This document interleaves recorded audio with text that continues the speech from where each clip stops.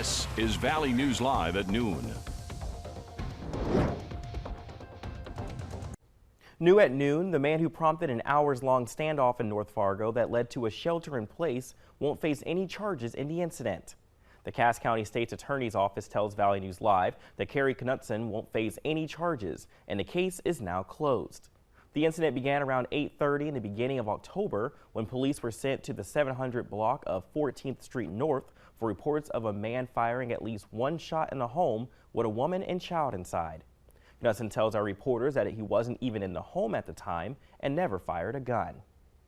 Well, it may be quiet, but it's surely pretty cool out there. Many even woke up with some crazy fog as well. So let's check in meteorologist Lisa Green to see what we can even expect right now. Hey, Lisa. Hey, and it's still blanketing some areas too. We saw that blue sky in Fargo, but to the east, over in the Red Lake area, we've got a blanket of fog still here. This is on a Minnesota DOT cam along Highway 89, and that is going to be with us for a little while longer. It's just being stubborn. And looking at our visibility reports, everything is fine along the Red River and west, but we still have some places, Fergus Falls, Elbow Lake, up toward Bemidji, where we have reports of visibility at 0. So it is still an issue for us today. Wadena at a half-mile visibility and 1 in Park Rapids. But there are places where it's improved greatly, and that will continue. And you can actually see this on our visible satellite picture. These gray areas that aren't moving much, but just little by little, some of this fog is eroding. It's starting to look a lot better over in Otter Tail County, and that will continue. So we're just waiting on those temperatures to rise a little bit more and that sun to get rid of the fog. We have a dense fog advisory until 1 o'clock now, just for this little sliver of our eastern viewing area right now. So looking at another hour on this, and gradually you'll get more sunshine there too, like the rest of the valley has this afternoon. We'll talk about how warm we'll get, and of course this weekend, an important weekend. We'll have your Halloween forecast coming up in just a couple of minutes. Sounds good. Thank you, Lisa. Well, a judge says a Minnesota man accused of killing 3 family members with a wrench is mentally incompetent to stand trial, and says doctors indicated the suspect's mental illness was intensified by his consumption of energy drinks. David Erkers is charged with 3 counts of murder in last year's attack in a Minneapolis suburb that killed his sister, mother, and grandmother. The judge's ruling says evidence of the negative effect of energy drinks on Erkers' schizophrenia dates back to at least 2017. Now, during one hospitalization in 2018, the judge says that his psychotic symptoms appeared worsened with the ingestion of large amounts of energy drinks. A popular brand of hummus is being recalled today. Cedar's Mediterranean Foods has announced that it's a batch of its Cedar Organic Mediterranean hummus in 10-ounce packaging that may contain pine nuts, which is not listed on the label. The company discovered this error and issued the recall immediately. People who have allergies to tree nuts run the risk of serious or even life-threatening allergic reactions. The product was distributed to 23 states and carries a sell by date of December 12, 2021. So far, no illness has been associated with this product.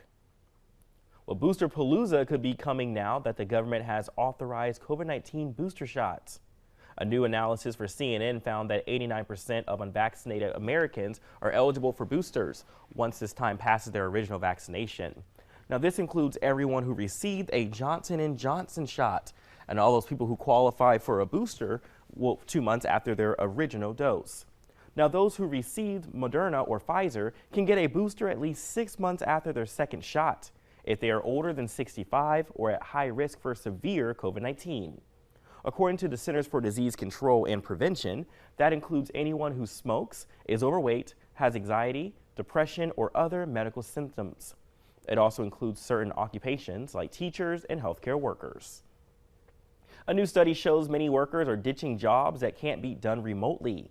According to Indeed Hiring Lab, job searches in childcare, food service, and home health have dropped nearly 8% in the last few months. On the flip side, searches for higher paying and remote jobs in IT and help desk roles have surged.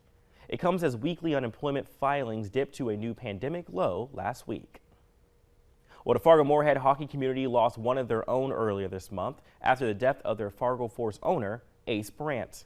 In 2008, Brandt brought the Force to Fargo, overseeing a championship in 2018 and a successful program over the years.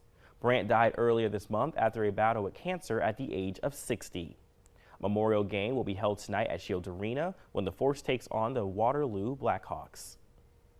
Family, friends, and people in the community are coming together to honor a Moorhead Middle School student who died suddenly last week. There will be a candlelight visual tonight for 13-year-old Jacoby Blake, who was a student at Horizon Middle School. And the visual starts at 6:30 at that same school. People are encouraged to bring candles or anything that promotes mental health awareness. Well, coming up at noon, Halloween is this weekend, so enjoy the candy, but make sure you are safe about it.